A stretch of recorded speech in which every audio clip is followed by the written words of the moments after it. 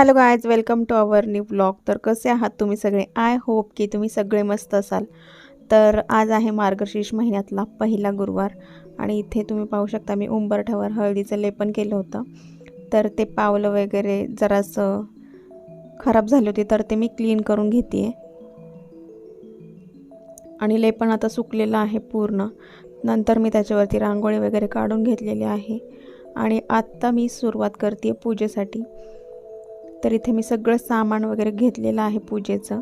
तर आपण पूजा करताना ती जागा क्लीन करून घ्यायची आहे पहिल्यांदा आणि त्याच्यावरती मस्त असं स्वस्तिक काढून घ्यायचं आहे. आणि स्वस्तिक काढताना तुम्ही कोणत्याही कलरचं काढू शकता, व्हाईट रांगोळीने सुद्धा काढू शकता. तर इथे माझ्याकडे रेड कलरची रांगोळी होती म्हणून मग मी रेड कलरचं काढलेलं आहे. तर पूजा सुरू करण्याआधी पहिल्यांदा स्वस्तिक काढून घ्यायचे, त्याची पूजा करायची आणि नंतर आपण त्याच्यावरती चौरंग किंवा पाट मांडून घ्यायचा आहे. तर अशा पद्धतीने मी पूजा मांडते आहे. ते पुढे सगळं शेअर करणारच आहे मी तुमच्यासोबत. तर झालेलं आहे इथे माझं स्वस्तिक काढून.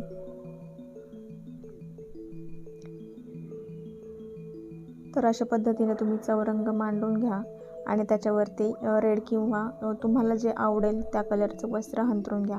त्याच्यानंतर आपण एक कलश घ्यायचा आहे तांब्याचा. जर तुमच्याकडे तांब्याचा अवेलेबल नसेल तर तुम्ही दुसराही घेऊ शकता, जो आपल्याकडे रेग्युलर असतो तो सुद्धा घेऊ शकता.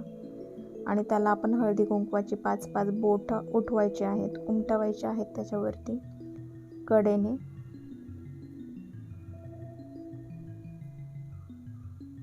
तर एक बोट हळदीचा आणि एक बोट कुंकवाचा अशा पद्धतीने मी उठवलेला आहे. आणि त्याच्यामध्ये सुद्धा आपण पाणी घातल्याच्या नंतर हळदी कुंकू, सुपारी, दुर्वा आणि फूल आणि एखादा कॉईन वगैरे असेल तर ते ठेवायचं आहे. तर ते करण्यापूर्वी मी इथे दिव्याची पूजा करून घेते आहे आणि दिवा लावून घेते आहे. कारण आपण प्रत्येक पूजेच्या आधी दिवा लावून घेतो. कारण बऱ्याच वेळा आपण सुद्धा पाहतो की कोणतेही शुभ कार्य करण्याआधी आपण दिवा लावतो किंवा अग्नी प्रज्वलित करतो. तर त्यासाठी मी दिवा लावून घेते पहिल्यांदा. आपण जेव्हा एखाद्या कार्यक्रमासाठी जातो तेव्हासुद्धा आपण पाहतच असेल की आपण पहिल्यांदा अग्नी प्रज्वलित करतो किंवा दिवा लावतो, तर त्याच्यानंतरच तो कार्यक्रम सुरू होतो. तर इथे मी 5 प्रकारच्या झाडांची पानं घेतलेली आहेत आणि इथे विकतच घेण्याशिवाय पर्याय नाही आहे, त्याच्यामुळे ते विकतच आणलेली होती.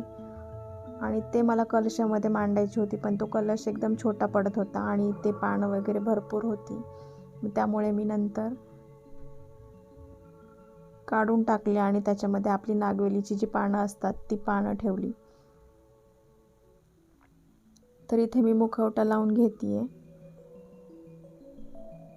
तर अशा पद्धतीने तुम्ही 5 पानं ठेवून घ्या. त्याच्यानंतर नारळ ठेवा.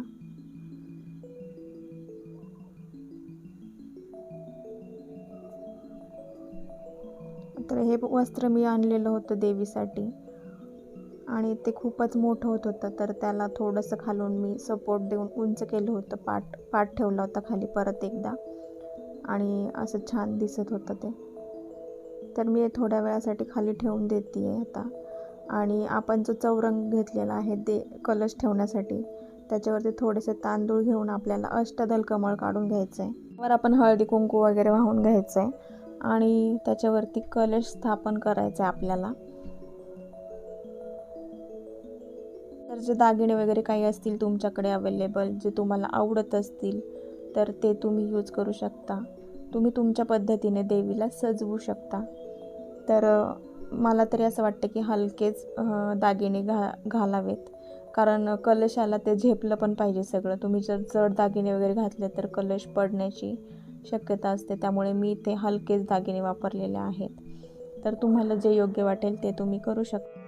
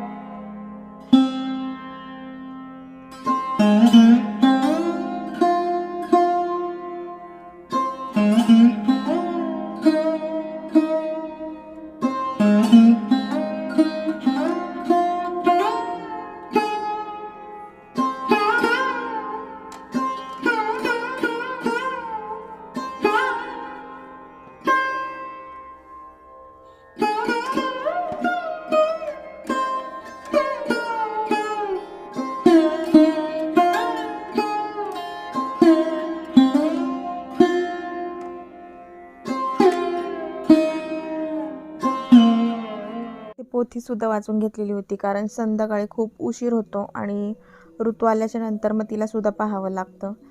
आणि मी बनवलेला आहे इथं उपवासाचा बटाटा आणि शेंगदाणे, तर या सगळे खायला.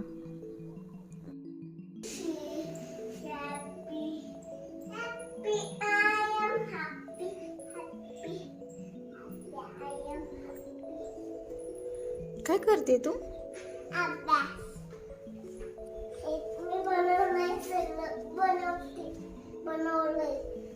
काय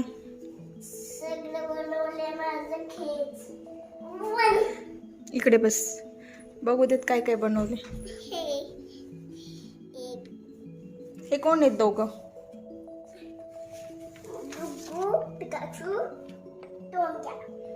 टोंग्या कुठे?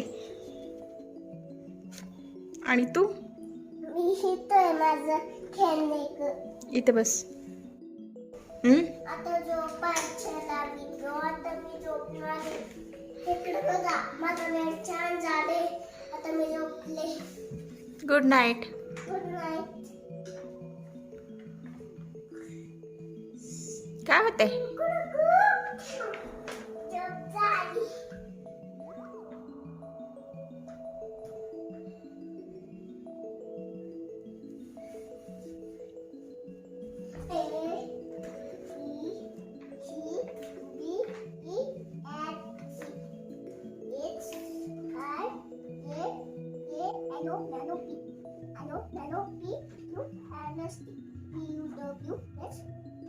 Y Z. 1, 2, 3, 4, 5, 6, 7, 8, 9, 10.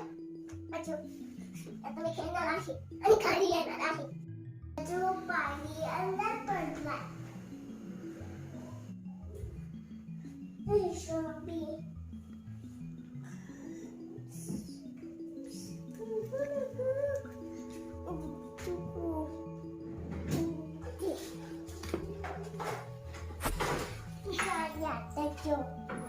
कुठे चालला तुम्ही?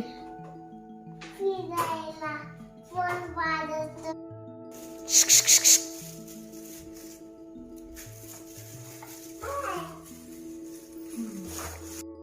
आणि देवाला नैवेद्य पण दाखवायचा होता, मग त्यासाठी मला गोड काहीतरी बनवायचं होतं. तर मी इथे ड्रायफ्रूट्स घेतलेले आहेत कट करण्यासाठी आणि मी बनवणार आहे शेवयांची खीर.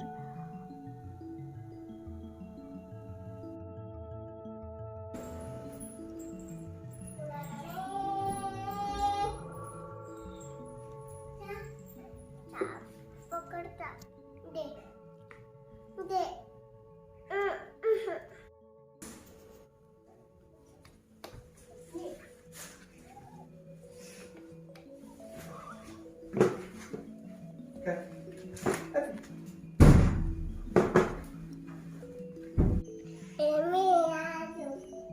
कुठे चालली तू?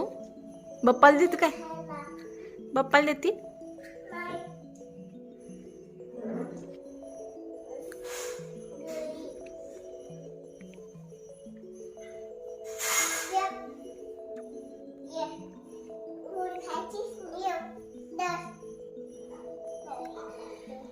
एक इकडे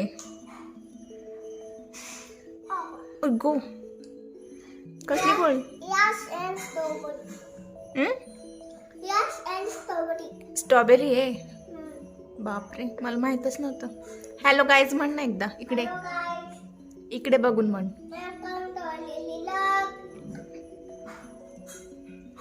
Hello guys, welcome to our little dog. टॉलीलू कसे आहात विचार की. मंकी कसा करत होता ग. कुठं होता ग मंकी. काकांच्या बुटावरती. वरती होता का. तुला बघत होता का कसा.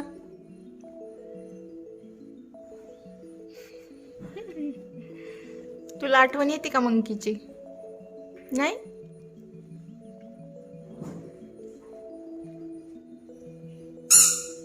बापरे.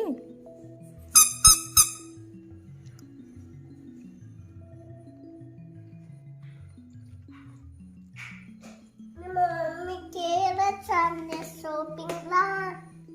स्विमिंग स्कूलला चालले. आणि कपडे तुझे स्विमिंगचे. स्विमिंगचे नको. अशीच येते चालेल.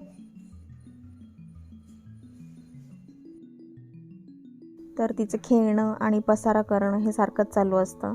आणि मी इथे करते आता खिरीचं प्रिपरेशन. मी इथे घेतलेलं आहे अर्धा लिटर दूध. त्याच्यामध्ये मी साखर घालून घेणार आहे आणि ते व्यवस्थित हलवून घ्यायचं आहे. त्याच्यानंतर त्याच्यामध्ये मी टाकलेलं आहे थोडंसं केशर.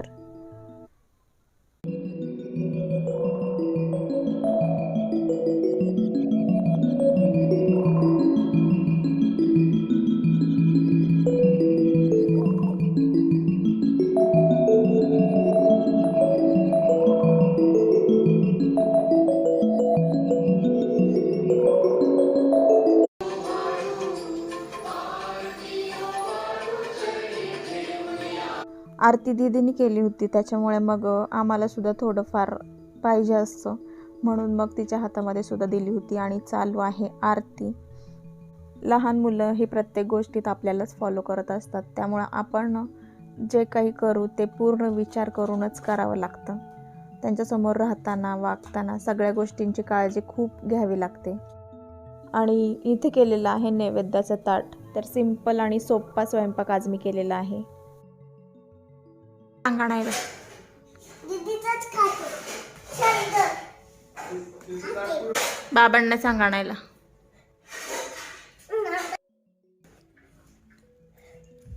भेटलं का.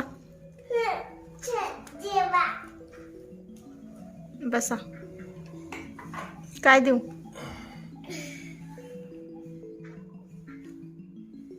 काय झालंय. छान येते.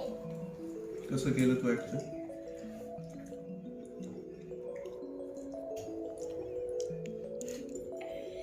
इकडे बघ.